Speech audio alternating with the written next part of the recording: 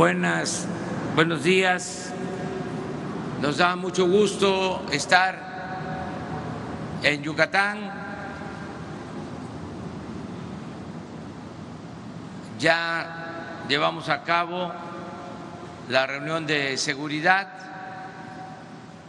Como ustedes saben, todos los días, de lunes a viernes, de 6 a 7 de la mañana, se reúne el Gabinete de Seguridad.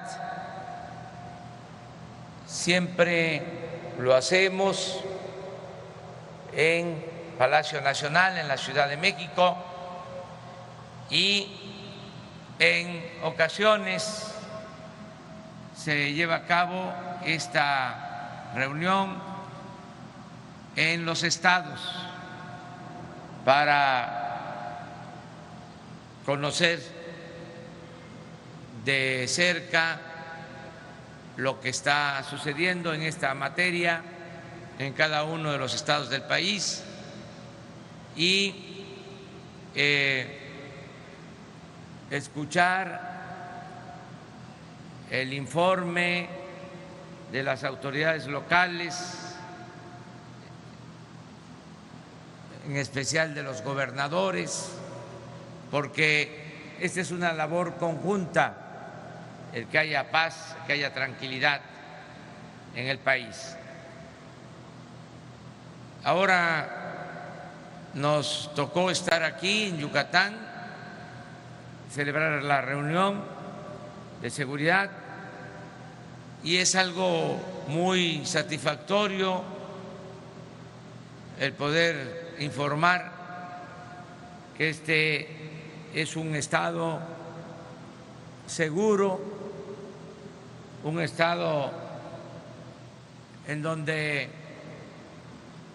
prácticamente no hay violencia, no hay inseguridad.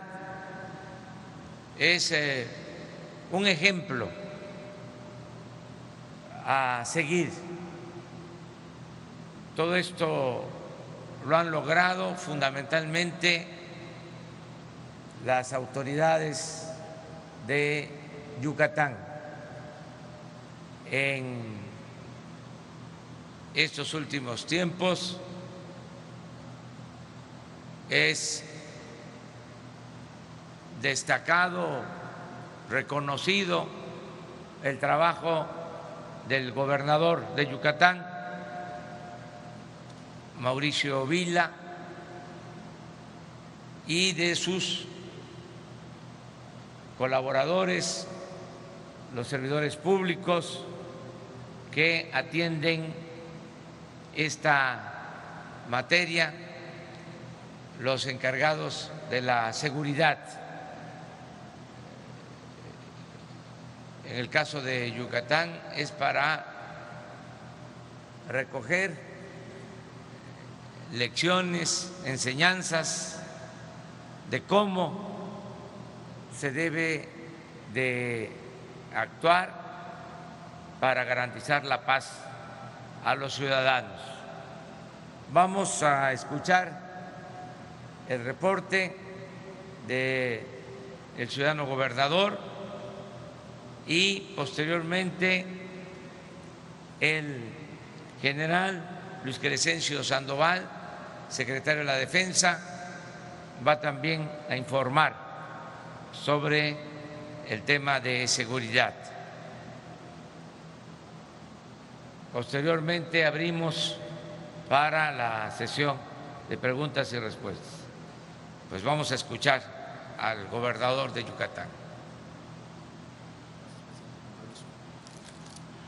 Muy buenos días tengan todos ustedes. Saludo y agradezco al presidente, el licenciado Andrés Manuel López Obrador, que nos permita participar el día de hoy con él en esta rueda de prensa. Saludo también a los miembros del Gabinete de Seguridad, a la secretaria Olga Sánchez Cordero. Me pidió el presidente hoy en la mañana en la Mesa de Construcción de la Paz que rindiéramos un reporte de lo que estábamos haciendo en Yucatán en materia de seguridad, que se los voy a compartir.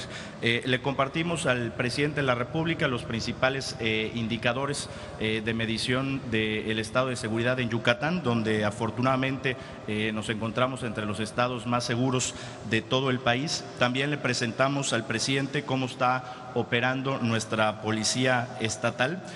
Aquí en Yucatán hemos dividido el estado en 5 zonas de seguridad. La zona 1, que está en el oriente del estado, Valladolid y Tizimín, que abarca 22 municipios. La zona 2, que abarca 20 municipios, que está en Ticul y Tecash. La zona 3, que abarca 15 municipios, que se encuentra en Humán, Maxcanú y las comisarías de Mérida. La zona 4, con 23 municipios, que ocupa gran parte del litoral, Progreso y Motul. Y la zona 5, con 26 municipios, que abarca la zona centro, que es Canacín e Izamal. Asimismo, la ciudad de Mérida se encuentra sectorizada en 5 sectores: sector norte, sector sur, oriente y poniente. El sector centro, donde ahí contamos con la colaboración de la Policía Municipal de Mérida, que atiende el centro histórico, que es prácticamente el 3-4% de la superficie total de Mérida. La Policía Estatal se encarga de vigilar el otro 96-97%. Y para poder vigilar lo que es la zona metropolitana, los muchos fraccionamientos que están creciendo principalmente al norte y al poniente de Mérida, creamos hace apenas unos meses, más o menos en el mes de abril-mayo, la Policía Estatal Metropolitana, que además va a contar con 383 elementos, 80 nuevos vehículos para vigilar, y una red operativa donde tenemos operativos de manera permanente de alcoholímetro, revisión de autos que entran al estado, vehículos polarizados, casas de empeño, supervisión de horarios en bares y centros nocturnos. Le comentábamos al presidente que antes el cierre de los bares, de los centros nocturnos, era a las 3:30 de la mañana. A partir del mes de septiembre lo hemos bajado a las 2:30 de la mañana, porque creemos que eso es lo más conveniente para el control de la seguridad.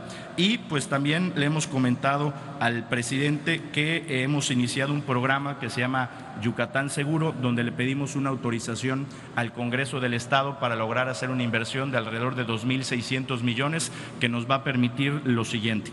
Hoy en día en Yucatán contamos con 2.248 cámaras de seguridad. Vamos a adquirir 3.527 nuevas cámaras para llegar a 5.775 cámaras de seguridad. Hoy contamos con 100 arcos lectores, vamos a adquirir 119 más para lograr 219 arcos de seguridad. Vamos a adquirir 6 drones para poder tener una mejor vigilancia. Vamos a adquirir una aerovigilancia, una aeronave sigilosa que nos permita principalmente buscar embarcaciones en el mar y también vigilar la zona de ranchos del oriente del estado. Vamos a tener 1,000 cámaras de vigilancia vecinal adicionales a las que yo comenté. Estas cámaras nos van a servir para todos estos fraccionamientos que están creciendo en el norponiente de la ciudad de Mérida principalmente.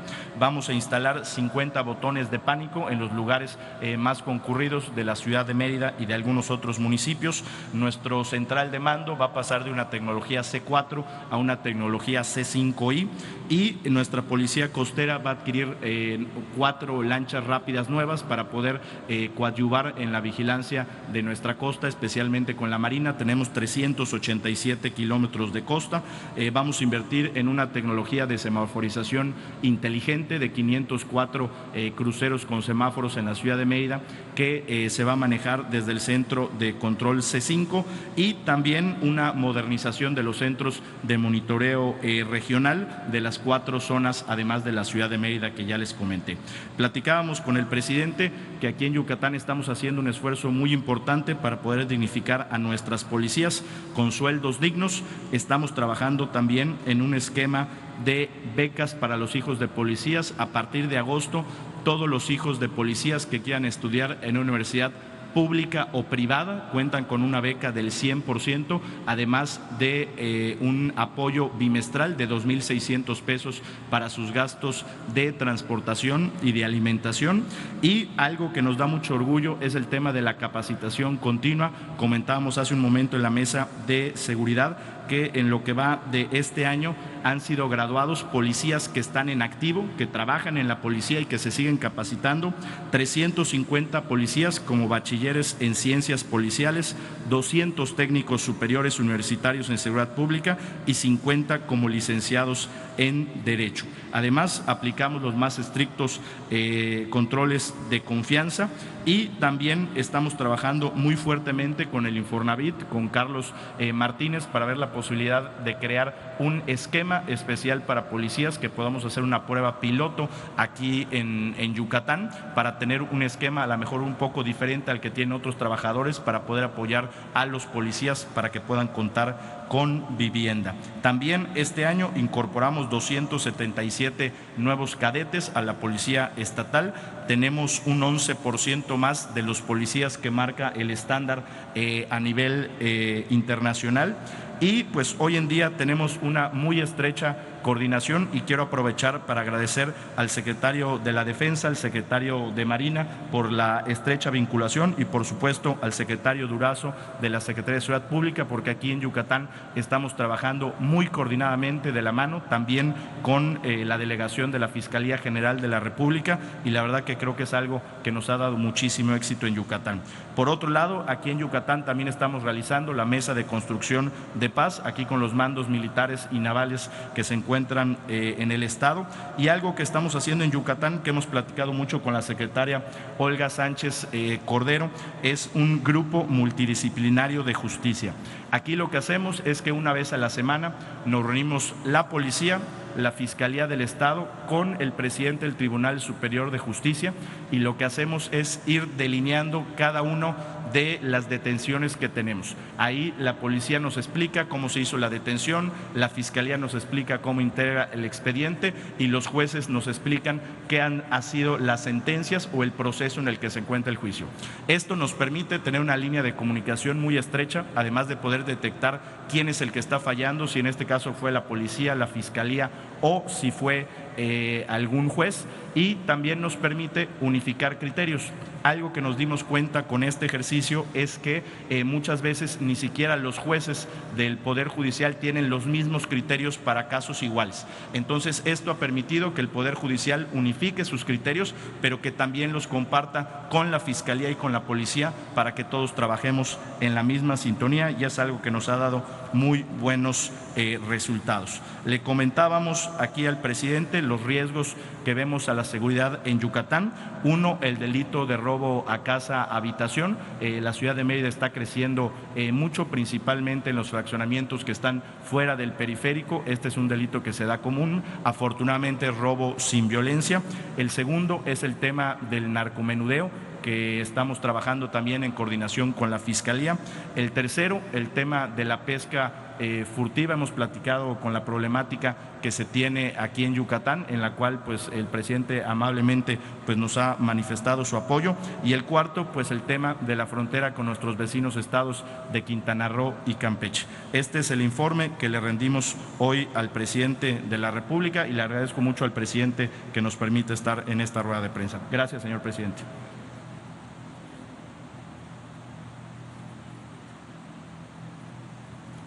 Con permiso, señor presidente. Bien, por parte de las fuerzas federales, el despliegue que tenemos aquí en el Estado. Por favor, la lámina. Aquí ustedes lo pueden ver en la pantalla.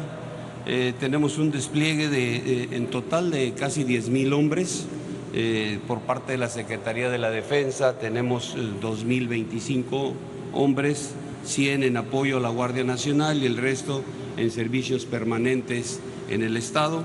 Por parte de la Secretaría de Marina, 446, 208 en apoyo a la Guardia Nacional, 238 en servicios permanentes en el Estado. Por parte de la Guardia Nacional, en las dos coordinaciones en las que se divide el Estado de Yucatán, tiene 384 elementos, y a futuro tendrán casi 1,000 elementos de la Guardia en estas dos coordinaciones. La Policía Federal, desplegados 95 elementos. La Policía Estatal, 3,626, y por parte de la Policía Municipal, 400. Si sumamos estas dos fuerzas, estatal y municipal, tienen un total de 7.026 elementos.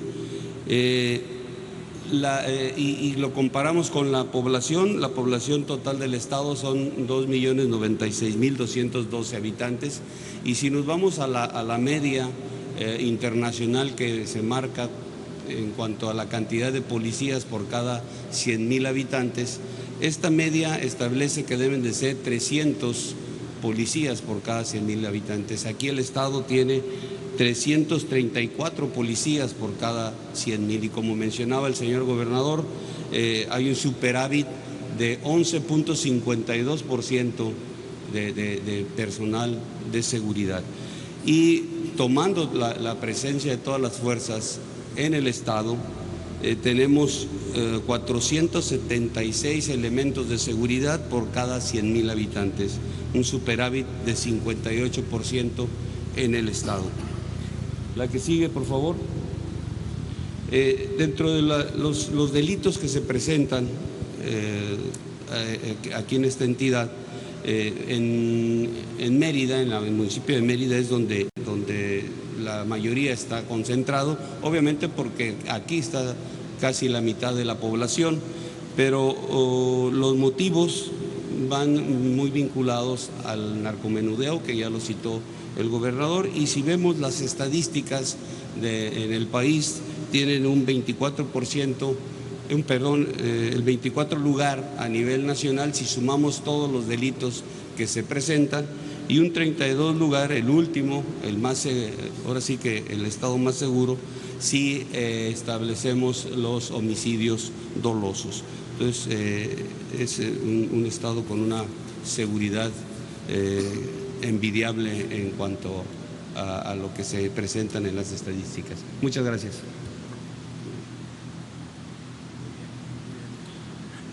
Muy bien, pues este es el informe y abrimos. A ver, Carmen.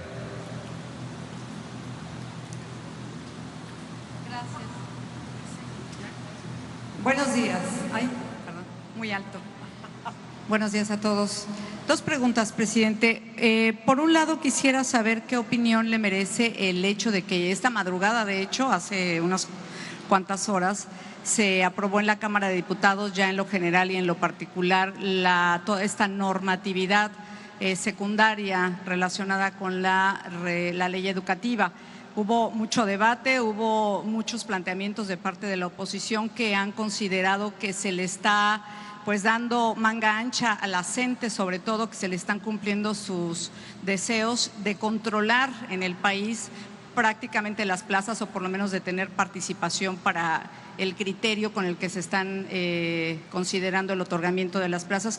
Va al Senado, pero ¿qué opinión le merece en ese sentido? Y también la carta que de propia mano escribió Rosario Robles y que leyó su hija, Mariana Moguel, en donde pues le está pidiendo a usted de manera directa que haya un juicio justo, porque ella argumenta que hay una ofensiva con saña, una confabulación por parte de las instituciones del Estado, que por ejemplo esta inhabilitación que hizo por 10 años la Secretaría de la Función Pública para ella, pues no tiene sustento, y que además ella ni siquiera fue informada, que se dio por enterada a través de los medios de comunicación. Gracias. Bueno, acerca de la aprobación de las leyes secundarias en materia de educación, yo creo que es algo necesario, algo que debió hacerse. Desde luego, como mencionas, falta la aprobación en el Senado. Yo creo que se está reponiendo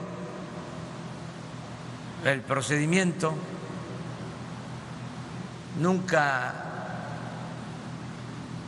debió aprobarse la mal llamada reforma educativa. Fue un error garrafal, una imposición. inclusive una imposición desde fuera de México. Es parte de las llamadas reformas estructurales, es la agenda que se imponía desde el extranjero. Y esa mal llamada reforma educativa pues no iba orientada a mejorar la calidad de la enseñanza. Todo eso fue una excusa. El propósito de esa mal llamada reforma educativa era en realidad avanzar en la privatización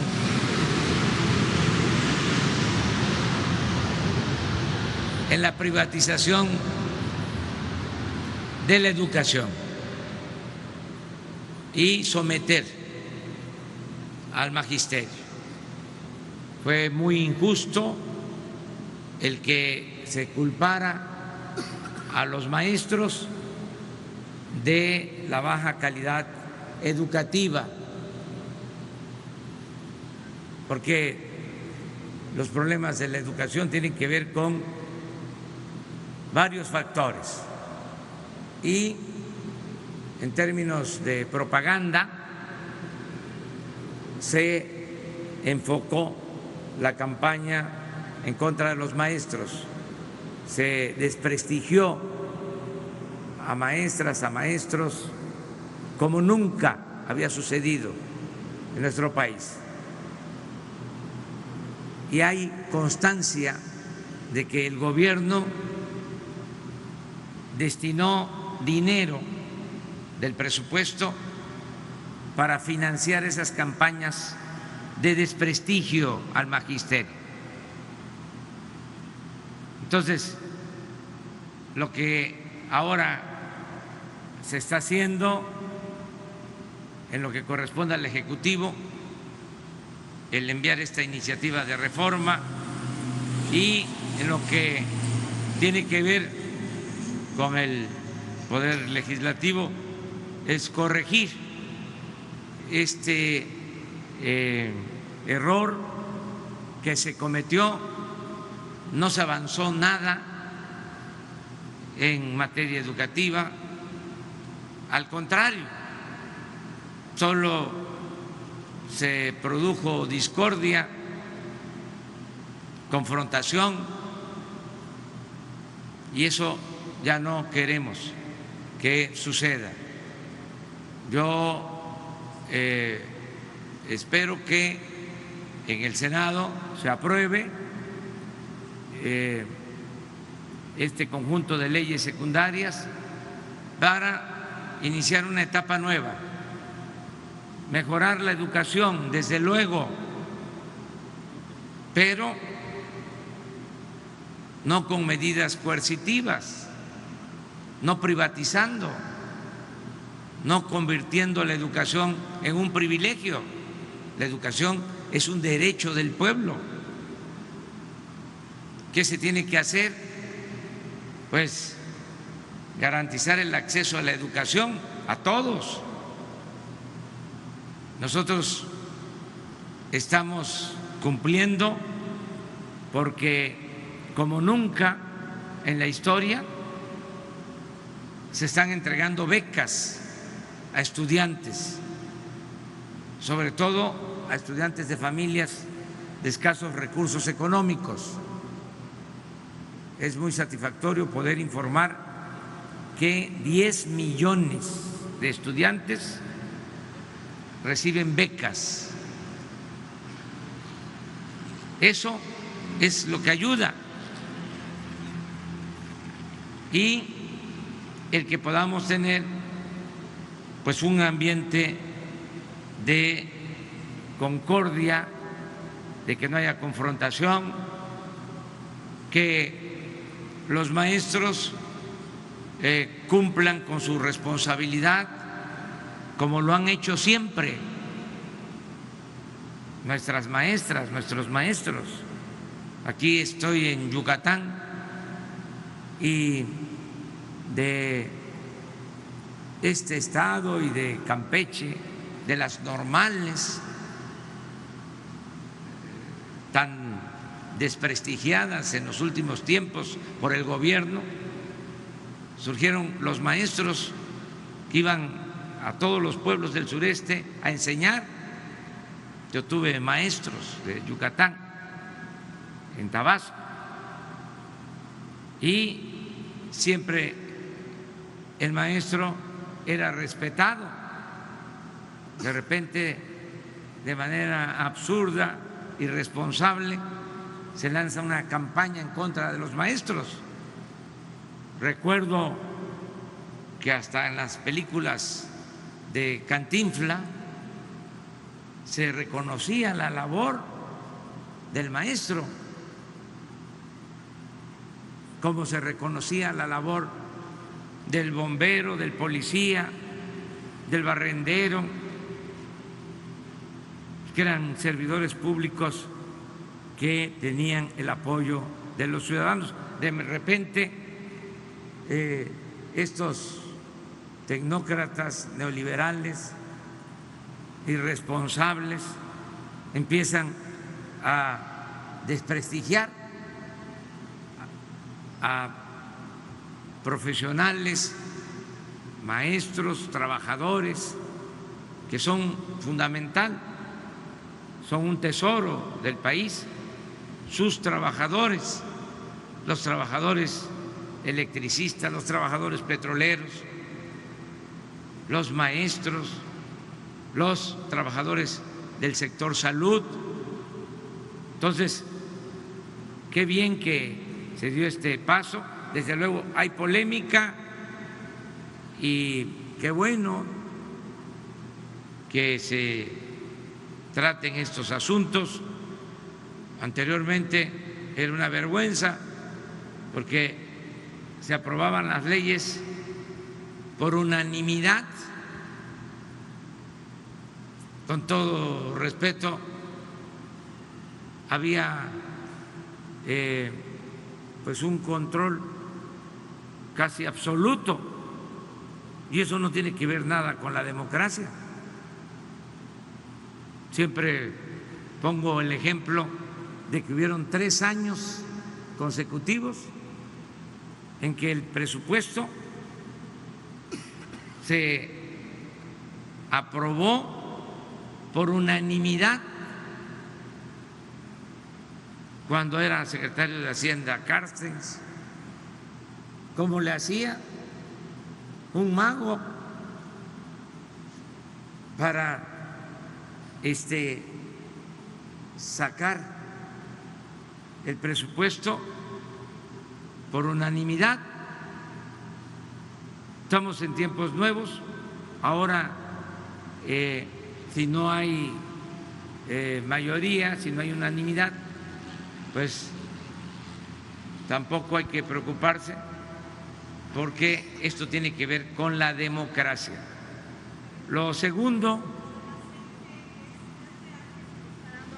la posibilidad de manejar las clases. es real de que se les está escuchando, se les está tomando en cuenta sus planteamientos, como a todos los maestros, y esto no significa que va a haber corrupción. Me llama también mucho la atención, no puedo evitar recordar que antes se decía: quieren cancelar la reforma educativa porque desean regresar a cuando se vendían las plazas. Incluso se me acusó de eso, de que yo quería que se cancelara la reforma para que se regresara al tiempo de la venta de las plazas. Y resulta que un secretario de Educación del gobierno federal, cuando fue gobernador, vendió una plaza, la Plaza de Toros de la capital de su estado, ese es el único que vende plazas.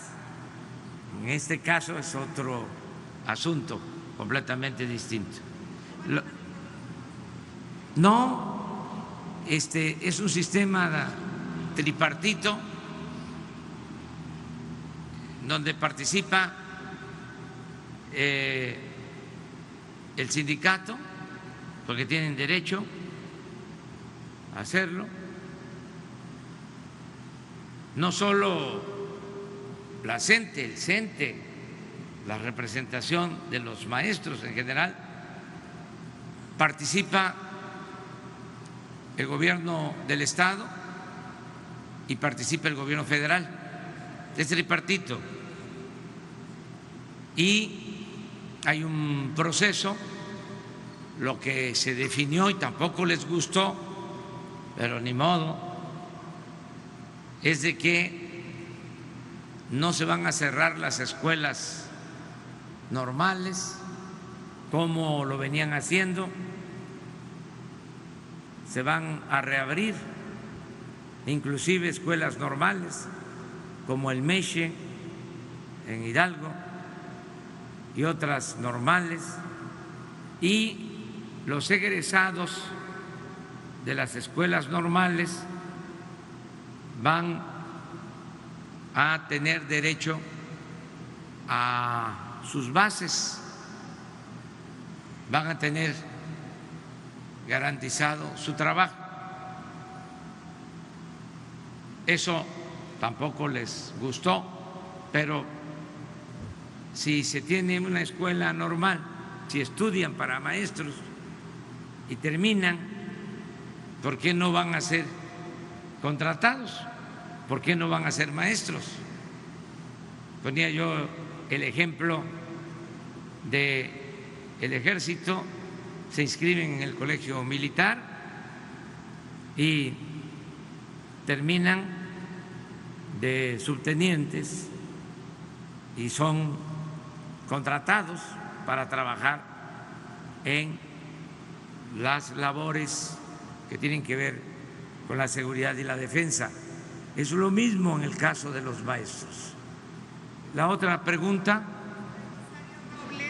Sí, lamento mucho todo esto. Nosotros no tenemos intención de perjudicar a nadie. Lo dije desde mi toma de posesión. No es mi fuerte la venganza.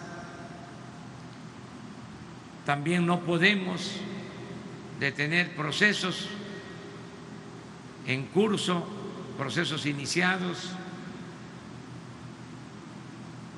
En este caso eran denuncias que se habían presentado con anterioridad y corresponde resolver estos temas tanto a la Fiscalía General, que es autónoma, independiente, repito, parezco disco rayado, pero parte de mi trabajo es concientizar. Repito, ya lo que era la Procuraduría General de la República no depende del presidente, como fue durante décadas, siglos, que el presidente era el jefe del procurador. Eso ya se terminó. Ahora lo que era la Procuraduría es la Fiscalía y el responsable, el fiscal, es autónomo, tiene independencia, no depende del presidente de la República. Y también en este caso hay injerencia del Poder Judicial, que obviamente es un poder autónomo e independiente. Lo de la opinión o el dictamen de la Secretaría de la Función Pública, pues es un trámite administrativo que no implica una decisión en lo judicial, no tiene una repercusión en lo judicial, es básicamente un asunto administrativo. ¿No hay una confabulación, como ella dice, de las instituciones del Estado? No, a nadie se le persigue, a nadie se le fabrican delitos. Eso ya pasó a la historia, al basurero de la historia. Eso era antes, cuando a los adversarios, a los que consideraban enemigos, los destruían, creándoles, fabricándoles delitos. Eso se hacía hasta hace poco y se hizo durante mucho tiempo en los gobiernos anteriores. Nosotros no actuamos de esa manera. Vamos a Nacional y Yucatán. Yucatán.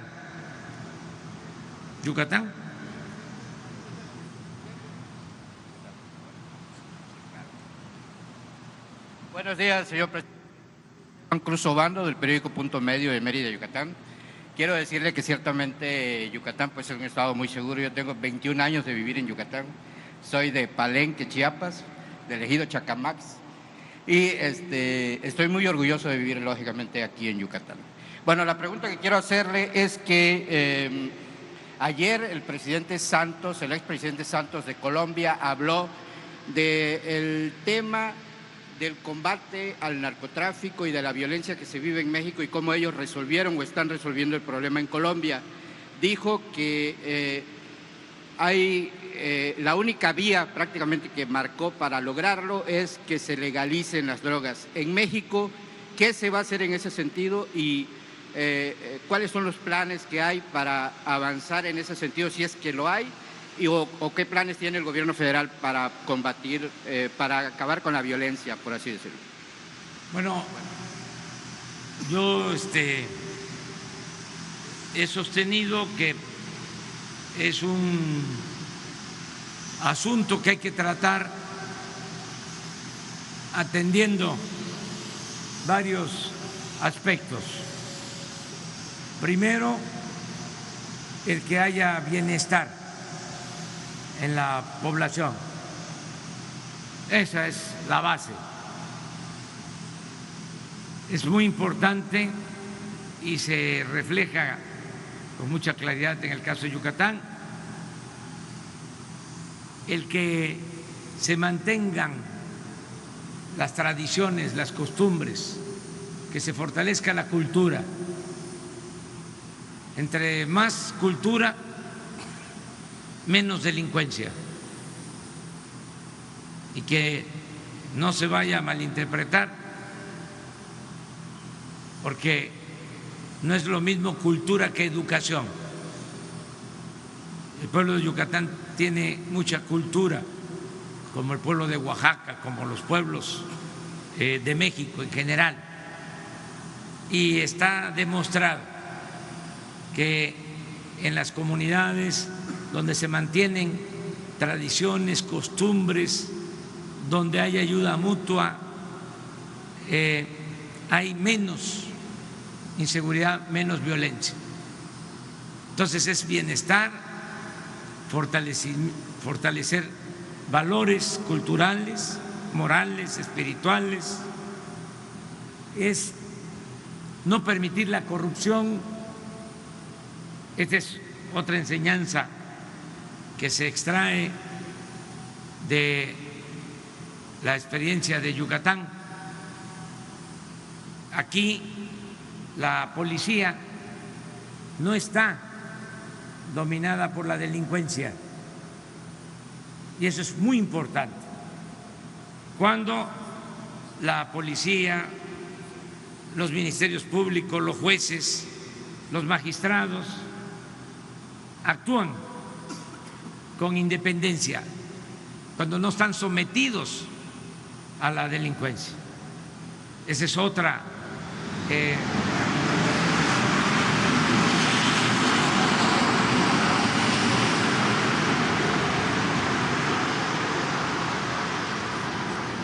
yo creo que ya se enteraron de dónde estamos.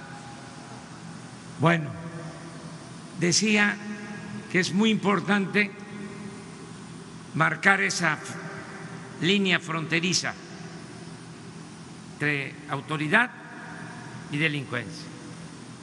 Otro elemento importante es la coordinación de todos los que participan en garantizar la seguridad pública, que se actúe de manera conjunta, lo que se hace también aquí en Yucatán, que el gobernador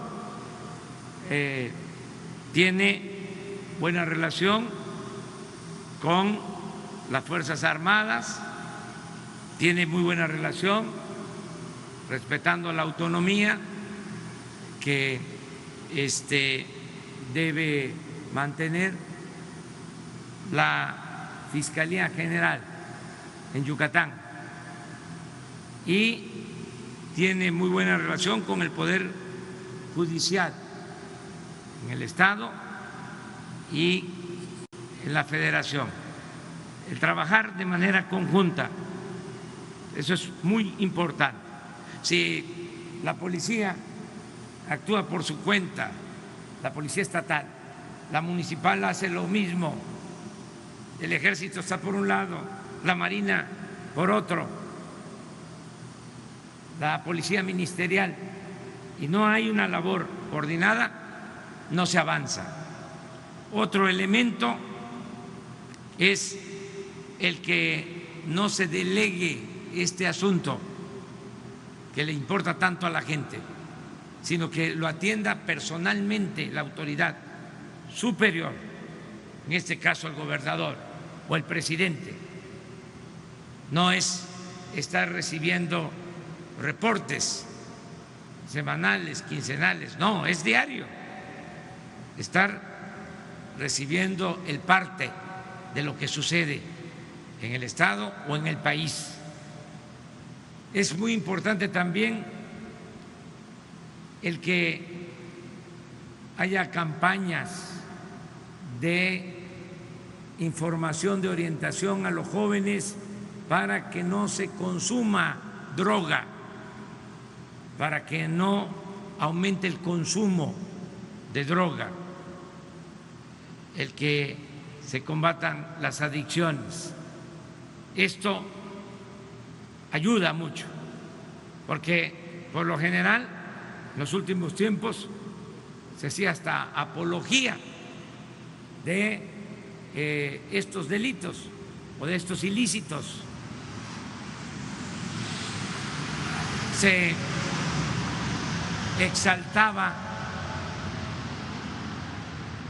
se hacía fama de los que se dedicaban a estas actividades, cuando sabemos que hay otra cara de la moneda, que hay mucho sufrimiento. El que toma el camino de las adicciones, el que toma el camino de las conductas antisociales, sufre mucho, hace sufrir a sus familiares. Todo eso hay que informarlo. Ahora hay drogas que son como veneno, que destruyen por completo al ser humano, a la persona que las consume. Drogas químicas, el cristal, hay drogas que están hechas con raticidas, drogas que le quitan la vida a los jóvenes en un año. Todo esto se tiene que informar, se tiene que dar a conocer. Bueno, son varias actividades y no dejar de tomar en cuenta el que pueda revisarse la posibilidad de legalizar el consumo de algunas drogas, no viéndolo desde el punto de vista policíaco, penal, sino desde el punto de vista médico, es decir, que se trate la adicción, que se vea como una enfermedad, que se pueda de esta manera ir también avanzando. Todo esto se tiene que ir haciendo poco a poco, es un proceso.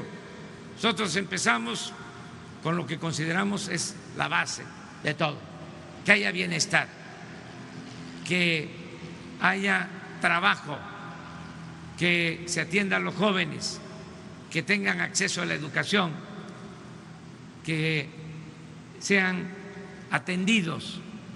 Eso es lo básico. Pero vamos hacia adelante.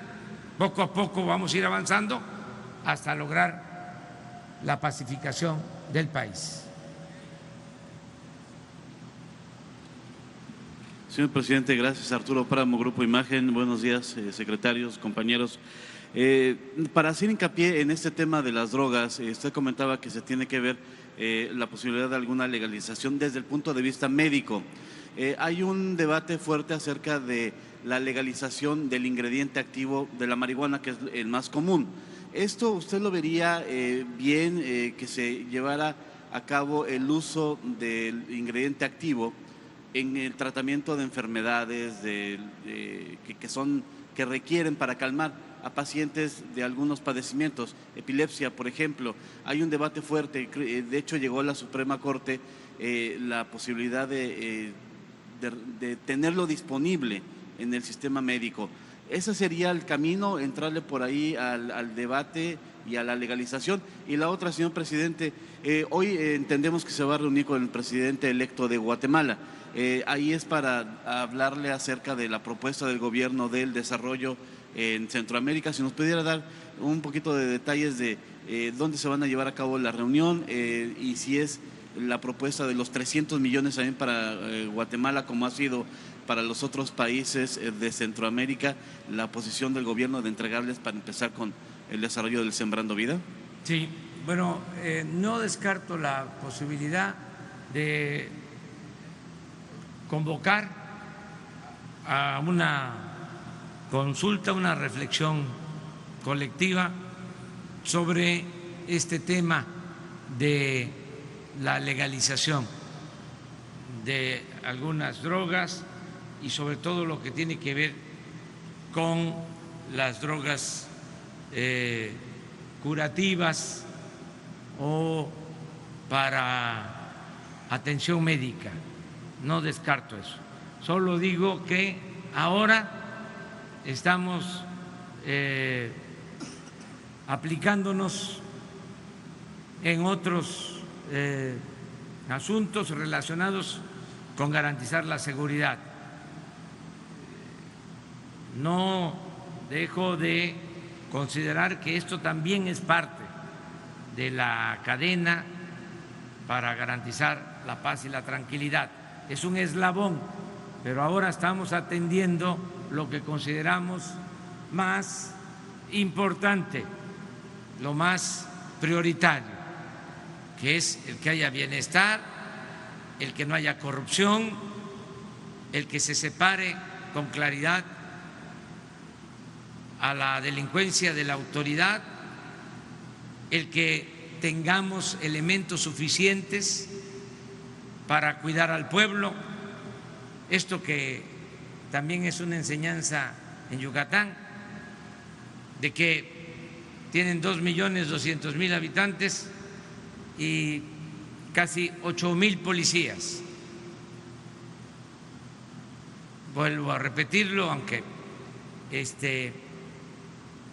ya se está corrigiendo este asunto en el Estado de México. No es de ninguna manera un cuestionamiento a las autoridades del Estado de México, pero en ese estado hay 17 millones de habitantes y tienen 13.000 policías.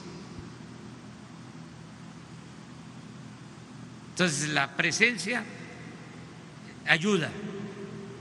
Y vuelvo a recordar que fue un acierto el que se haya aprobado la reforma constitucional para contar con el apoyo del Ejército y de la Marina en el tema de la seguridad pública, porque antes de esa reforma,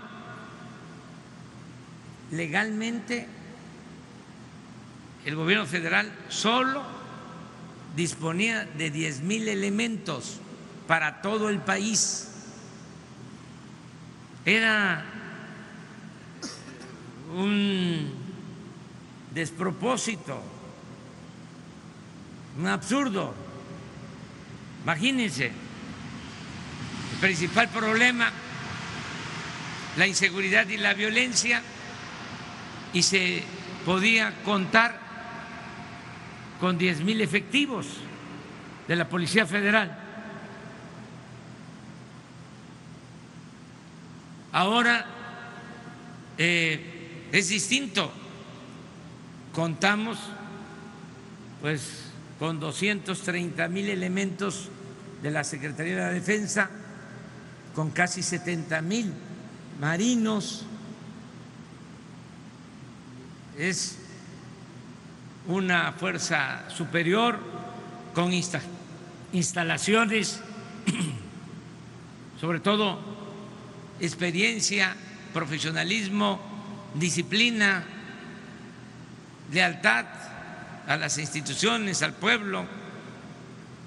Entonces fue un gran logro esa reforma. Por eso estoy seguro que las cosas van a mejorar. Me voy a reunir, en efecto, en un instante más, un tiempo más, con el presidente electo de Guatemala. Nos vamos a reunir aquí en esta zona militar. Vamos a platicar, vamos a conversar varios temas. Somos vecinos, somos pueblos hermanos y desde luego que lo que más importa ahora es ponernos de acuerdo para trabajar conjuntamente y enfrentar el fenómeno migratorio.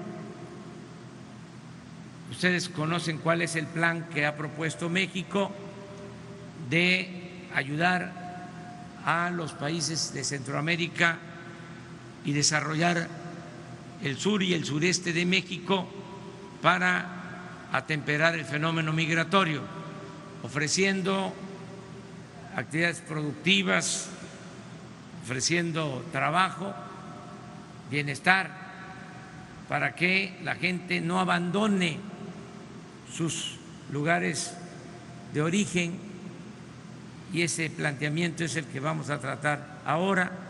Ya hicimos un acuerdo con el gobierno de El Salvador, con el gobierno de Honduras, pero estaba pendiente hacerlo con Guatemala porque estaban en proceso de elecciones.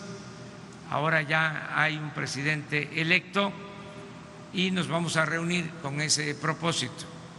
Desde anoche lo saludé en la cena con los premios Nobel de la Paz y quedamos en vernos ahora en la mañana.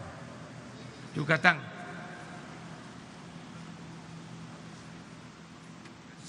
Buenos días, Héroe Escalante, MBS.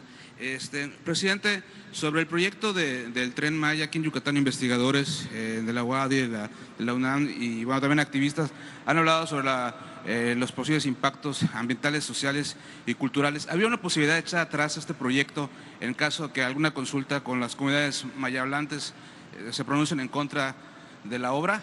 Bueno, también quisiéramos preguntarle, en su campaña habló sobre el hospital de Tikul, siempre sí se va a terminar porque bueno, sigue siendo un elefante blanco.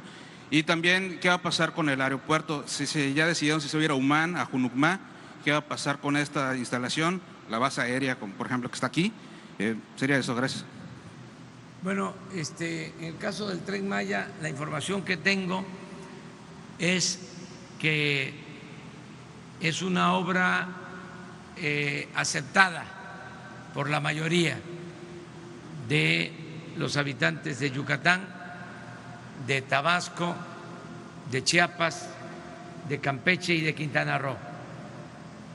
Hay aceptación y es lógico que la gente esté de acuerdo en este proyecto porque se va a comunicar el sureste con un tren moderno, un tren rápido para carga, para pasajeros, para el turismo en toda esta región que tiene mucho potencial cultural sobre todo y por lo mismo turístico. La idea es que los que llegan a la Riviera Maya, al Caribe, a Cancún, puedan introducirse a la península, puedan venir a conocer Yucatán, todas las zonas arqueológicas de Yucatán, desde luego Chichén Itzá, Uxmal, pero que también hagan lo mismo y se introduzcan a Campeche y que conozcan Calakmul y que lleguen hasta Palenque. Ese es el propósito. No van a haber afectaciones porque la mayor parte de la construcción del tren se va a llevar a cabo en la vía que se tiene desde los años 50 del siglo pasado, desde hace casi 70 años que se construyó la vía del ferrocarril del sureste. Hay que recordar que viajábamos antes en tren hasta acá, hasta Valladolid, desde la Ciudad de México se podía hasta los años 80 había tren. Claro que desde la Ciudad de México a Yucatán eran 2 días, pero existía el tren de pasajeros y eso se suspendió en este periodo que nosotros llamamos neoliberal. Se acabaron los trenes de pasajeros en todo el país, nada más quedaron los trenes de carga. Y hace poco recordaba yo que como no les importaba el sureste a los anteriores gobernantes, ni siquiera concesionaron, privatizaron, por suerte, el ferrocarril del sureste. Todos los demás sistemas de trenes del centro, del norte del país, los privatizaron. No les importó el tren del Istmo, el que va de Coatzacoalcos a Salina Cruz o de Ixtepec a Tapachula, ni el de Coatzacoalcos a Mérida y a Valladolid, pasando por Campeche, por Chiapas y por Tabasco. Cuando me enteré de que no habían privatizado estas vías, me puse muy contento. Esto porque el sureste estaba abandonado. Lo único que creció en el periodo neoliberal, en términos económicos, fue Cancún, la Riviera Maya, en 30 años. Ahora ya es distinto. Últimamente ha venido creciendo Yucatán, no a las tasas de crecimiento de Quintana Roo, pero ha ido avanzando. Lo mismo Campeche. En el caso de seguridad es importante también decir que así como en Quintana Roo hay dificultades en esta materia y se está trabajando para garantizar la seguridad, así ya no solo es Yucatán en el sureste donde hay tranquilidad, también en Campeche ya ha bajado la incidencia delictiva. Lo mismo se puede decir de Chiapas, de Oaxaca, no así Quintana Roo, Tabasco, Veracruz, Tamaulipas, para verlo regionalmente. Entonces, lo del tren lo acepta la gente y nosotros constantemente estamos haciendo encuestas y sabemos que la gente apoya esta obra y se está llevando a cabo consultas con los campesinos, con las comunidades, porque nada se impone, nada por la fuerza, todo por la razón y el derecho. Me preguntaste también sobre lo de Ticul, el hospital. Con el gobernador estamos ya poniéndose de acuerdo, ya hicimos el compromiso y los compromisos se cumplen. Se va a terminar ese hospital que dejaron inconcluso, además emproblemado con denuncias por el incumplimiento de empresas que atribuyen el que no se continuó la obra porque los gobiernos anteriores no cumplieron con los contratos. En fin, ya estamos tratando el asunto y vamos a resolverlo. Yo voy a estar en gira 2 días y el tema aquí en Yucatán, mi recorrido, va a ser para visitar los hospitales del IMSS Bienestar. Me va a acompañar el señor gobernador, viene el secretario de Salud, el director del ISSSTE, el director del Seguro Social. Vamos a recorrer los hospitales. ¿Me hiciste otra? En el caso del aeropuerto hay el proyecto de utilizar este espacio y hacer un nuevo aeropuerto, porque este aeropuerto ya es parte de la ciudad y se ha pensado en un plan para utilizar todo este espacio y hacer el aeropuerto en otro lugar, en otro sitio. Es proyecto, nada más.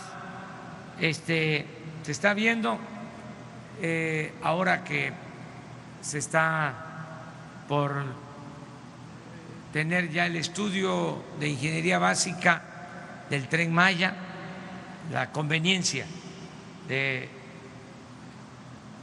construir un nuevo aeropuerto o mejorar el actual aeropuerto, modernizarlo, ampliarlo, pero lo que estoy recomendando es que se busque un acuerdo y sobre todo que se le pregunte a la gente qué opina la gente de Mérida, qué opinan los ciudadanos de Yucatán y qué opina el gobierno del Estado, que se analice democráticamente este asunto y le estoy pidiendo al arquitecto Rogelio Jiménez Pons que independientemente de cuál sea la decisión sobre el aeropuerto, que no se detenga lo de la construcción del Tren Maya, porque eso es prioritario. Es una inversión de cerca de 150,000 millones de pesos que va a generar mucho trabajo, se van a crear muchos empleos en Yucatán se va a reactivar la economía del sureste, solo con esa obra.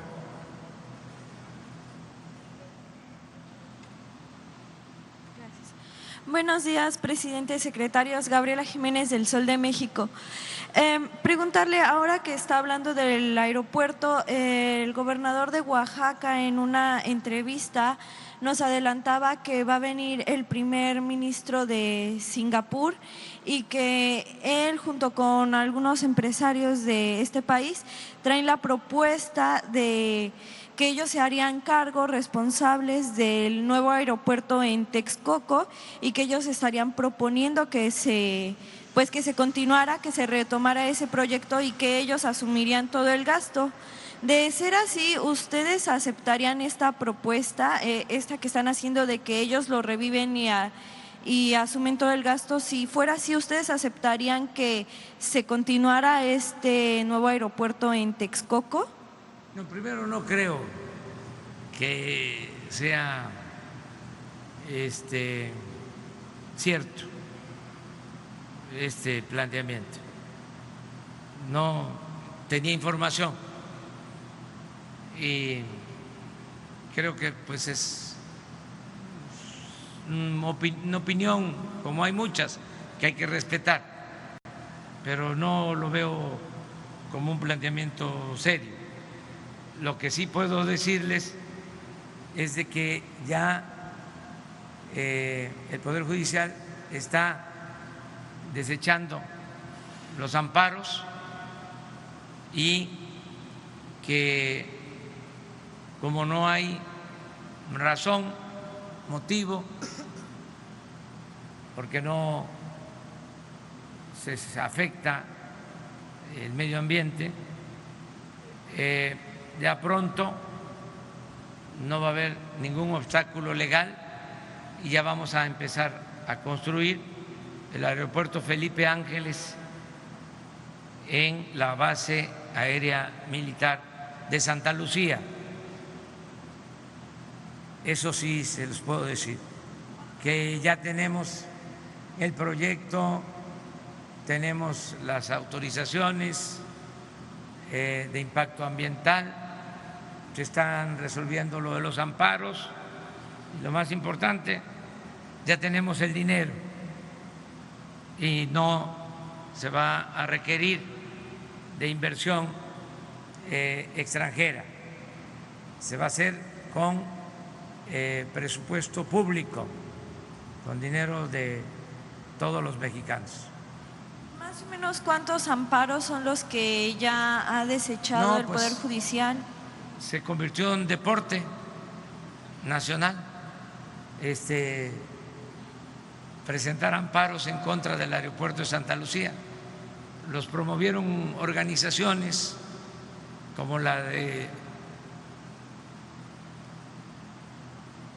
no voy a mencionar su nombre, que lo hacen por razones políticas,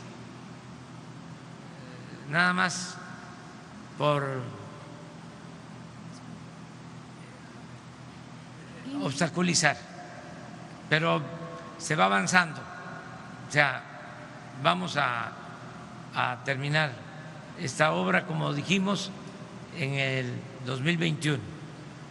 Y yo nada más por último preguntarle, ahora es la OCDE quien da otra vez este pronóstico de una disminución del PIB, del crecimiento económico, y dice que se debe a la inestabilidad política y a los múltiples movimientos que se han dado a últimas fechas en el país. ¿Usted qué responde o cuál es su postura sobre tengo esto? Otra información. Pero no es que hay... Le digo qué información tengo de que está creciendo la inversión extranjera directa como nunca en la historia de México. Pero entonces... O sea, a ver, termino. Primero, hay inversión extranjera directa que está llegando a México como nunca. En 6 meses, 18,000 millones de dólares. Número 2, como nunca en la historia, nuestros paisanos, esos héroes vivientes, están enviando remesas a sus familiares.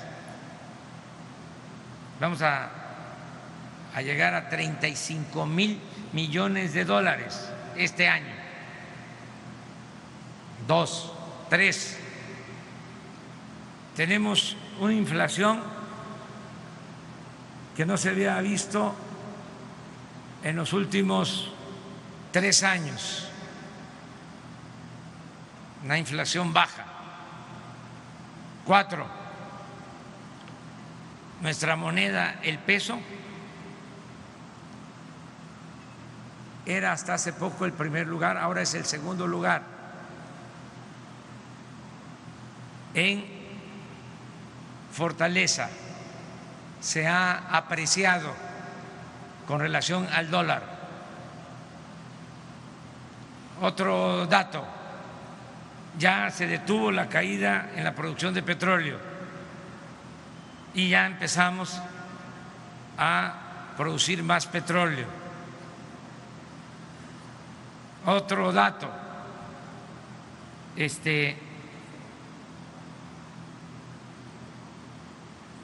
es lamentable que se den hechos como los de Arabia Saudita, pero el incremento en el precio del petróleo nos beneficia.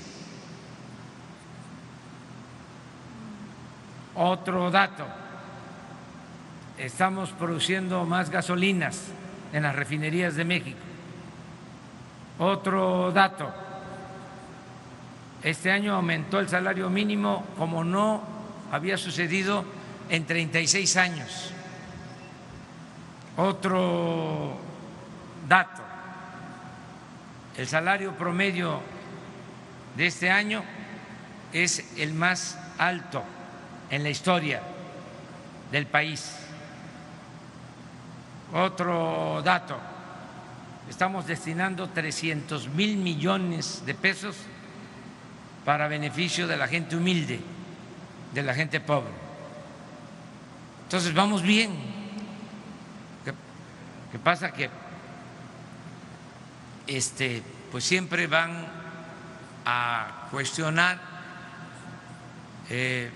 los que fracasaron, con todo respeto lo digo, con su política neoliberal.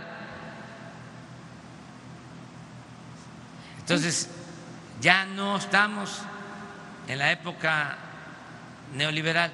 Pero entonces, ¿la inestabilidad política y los movimientos sociales no están afectando el crecimiento económico? No hay inestabilidad política, hay gobernabilidad, hay paz social.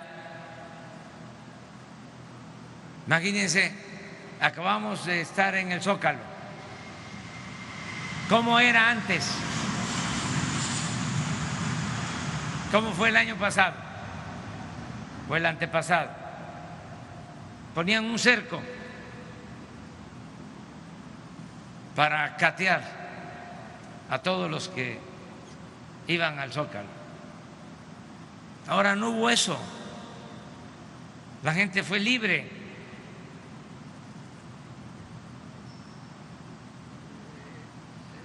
Estamos contentos, estamos de buenas y trabajando para no fallarle al pueblo de México. Yucatán, cualquiera de ustedes. Malo Kim. Buenos días, presidente. Okay. Malo Kim, presidente, Kimak Ola Tashimbaltik, Ulumil, Yucatán. Gabriel Pech. Mi nombre es Gabriel Pech, de reporterotatich.com. Gracias por este espacio, señor presidente. La verdad es que las comunidades indígenas de este estado ven con preocupación el paquete fiscal que se ha enviado al Congreso, donde pues prevé una reducción del 40% al Instituto Nacional de los Pueblos Indígenas, antes CDI. y la desaparición prácticamente del programa de infraestructura indígena, el PROI. Quiero comentarle, señor presidente, que yo fui comisario municipal de una comunidad de Ixcucul Sur 2015-2018, en una visita que tuvo la exdirectora de la CDI ya desaparecida, Nubia Mayorga. Le entregué una solicitud para la reconstrucción de la carretera de mi poblado, 1 kilómetro 600, que está en muy pésimas condiciones.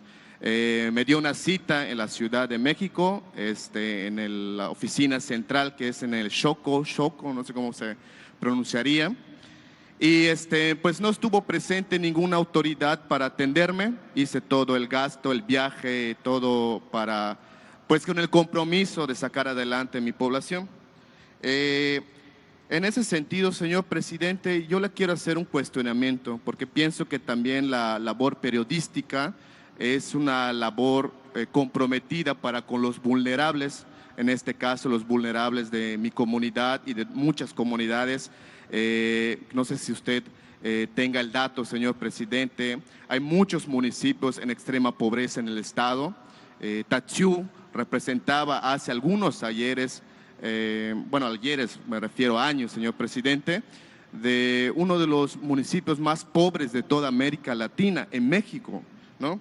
Entonces, mi cuestionamiento, señor presidente, es que si usted podría, en su próxima subasta, señor presidente, destinar algún recurso para los pueblos indígenas de Yucatán, sobre todo también a mi comunidad, ¿por qué no aprovechar la oportunidad en ese sentido? Ya que lo que usted anda promoviendo por todo el país, la llamada Cuarta Transformación, pues prácticamente en el Estado, ni con el gobierno del Estado, ni con el delegado que usted asignó en ese Estado, pues no ha llegado. Entonces, esa sería mi pregunta y le agradezco mucho su respuesta y bienvenido a Yucatán. Sí. Pues mira, yo creo que sí llegó ya la Cuarta Transformación a Yucatán y a todas las comunidades, y sobre todo a las más pobres. Y te convoco a que lo puedas constatar. Te aseguro, me dejo de llamar Andrés Manuel, que en tu municipio todos los adultos mayores de tu municipio están recibiendo 2.550 pesos bimestrales. Antes, hace apenas 10 meses, con el gobierno anterior, recibían, y no todos, 1.160, y ahora 2.550, para que lo constates. Te puedo garantizar también que en tu municipio los que necesitan apoyo porque son personas con discapacidad, sobre todo niñas y niños, tienen también su pensión de 2.550 pesos. Te puedo garantizar que se están entregando becas.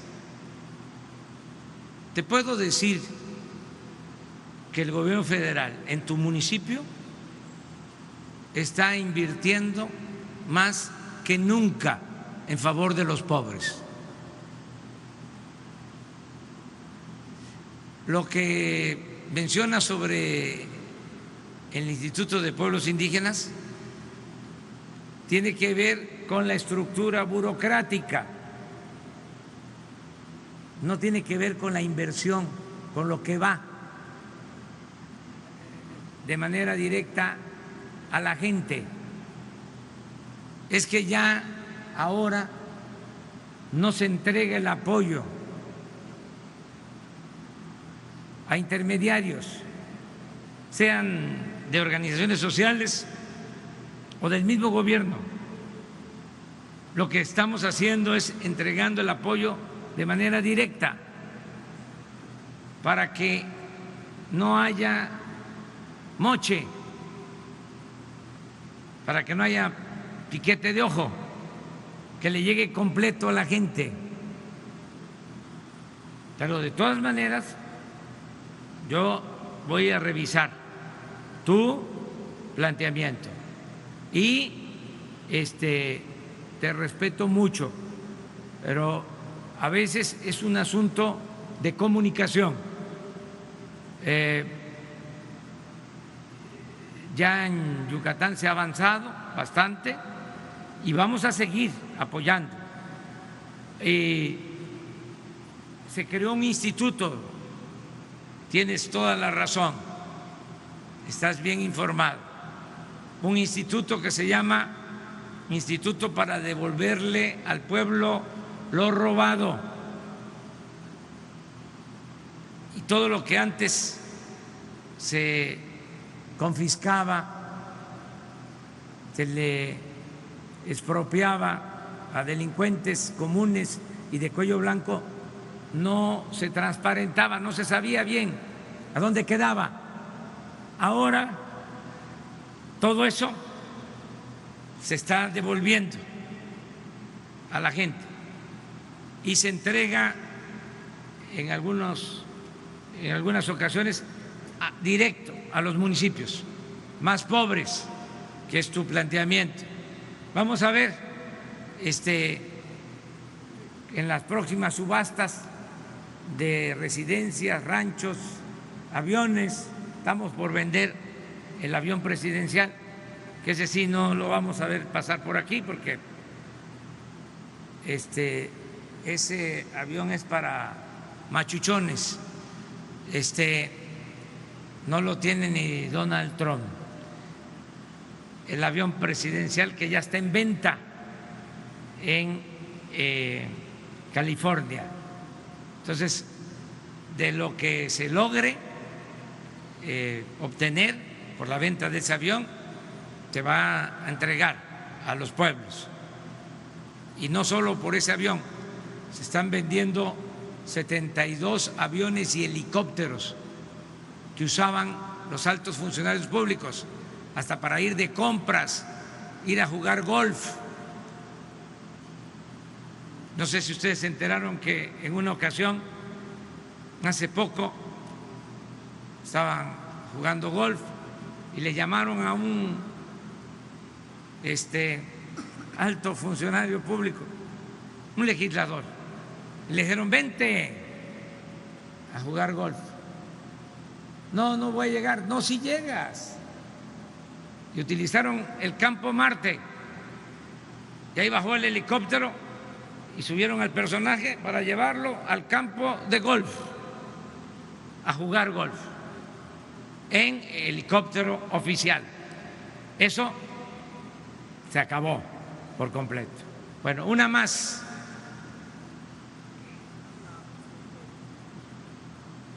Hola, presidente, buenos días. Oiga, nada más una precisión. En esto que estaba platicando de convocar a un foro o a una consulta para legalizar algunas sustancias prohibidas, ¿es una consulta popular? ¿Es un foro con especialistas? ¿A qué se refirió? Abrir el debate sobre el tema, que podamos tratarlo abiertamente con el apoyo de los medios de información, en mesas, que se discuta, que se conozcan distintas opiniones. Hay quienes no quieren que se legalice o se permita la utilización de drogas, ni siquiera para propósitos medicinales. Y hay quienes plantean que debe de permitirse para esos propósitos y que además el problema de la violencia se origina por la prohibición. O sea, hay opiniones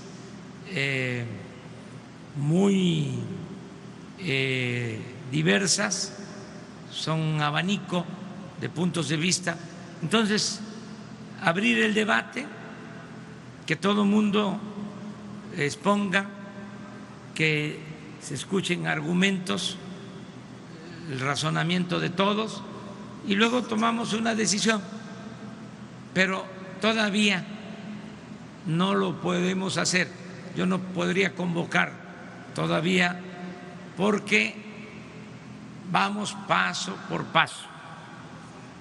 Oiga, y ayer habló de justicia con los premios Nobel de la Paz, que amplíenos un poquito lo que pasó ayer. Habló de justicia, también tengo entendido que… Me dio mucho gusto estar anoche reunido con los galardonados, con los que han recibido los premios Nobel de la Paz, mujeres, hombres, instituciones. Celebro que se haya llevado a cabo ese encuentro de primer orden, del más alto nivel intelectual, profesional, político, humanista, aquí en Yucatán, también por iniciativa del ciudadano gobernador. Y me dio mucho gusto ver a personajes que han hecho historia en el mundo. Me referí al gobernante de Sudáfrica, que estaba ahí, que fue el que acordó la paz en Sudáfrica con ese gigante de las libertades que fue Nelson Mandela. Llegar a un acuerdo ahí y tener, como se tiene aquí en Yucatán, porque todavía está de Klerk aquí, a un personaje que fue fundamental, que una cosa es decir en el discurso: soy respetuoso, soy tolerante, pero otra cosa es llevarlo a la práctica. Luego del racismo que existía en Sudáfrica, luego de que el dirigente opositor, el defensor de los derechos civiles de los africanos, Nelson Mandela, permaneció 27 años en la cárcel y sale de la cárcel y dice: perdono a mis opresores, no puedo seguir manteniendo estos rencores, no puedo mantener odios, tengo que ver hacia adelante. Y encuentran la mano tendida de este gobernante que está aquí, de Klerk, y se sientan y negocian la paz después de muchos años de confrontación, de violencia. Entonces es algo extraordinario. Qué bueno que se tomó esa decisión. Y habían otros personajes, hay en este encuentro, y nosotros siempre vamos a buscar el cambio por el camino de la concordia, no a la violencia, todo por la paz. Ese fue el mensaje de ayer, básicamente. Oiga, presidente, y nada más finalmente para precisar un dato. Con la aprobación de estas leyes secundarias de la reforma educativa, lo que ya preguntaba Carmen, ya no vamos a ver a la gente que esté movilizándose, y esto sería un alivio de ver pues que la gente casualmente se la pasa más en la calle que en las aulas, desafortunadamente. Trabajan mucho, todos los maestros. Son muy trabajadores. No, la mayoría sí trabaja, pero también hay unos que la verdad se la pasan más en la calle. Es como en el periodismo. La mayoría trabaja y otros no. O como la política, la mayoría trabaja y otros no. Pero así es en todo. Entonces, mi respeto a los maestros, y volvemos a lo mismo. Vamos a reconciliarnos. Es el momento de la unidad y de la paz. Y muchas gracias Muchas gracias a todo el pueblo de Yucatán.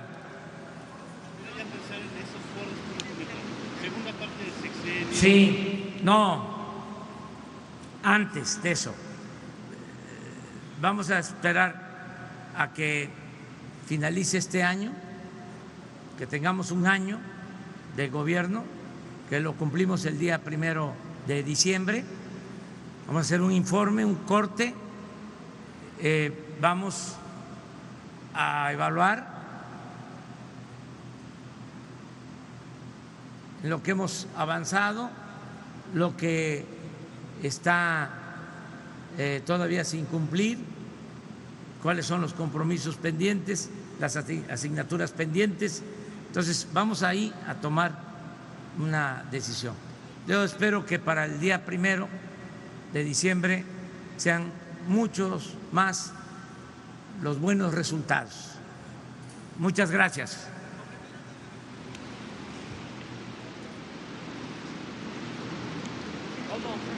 Sobre Pedro Salmerón, las declaraciones que dio,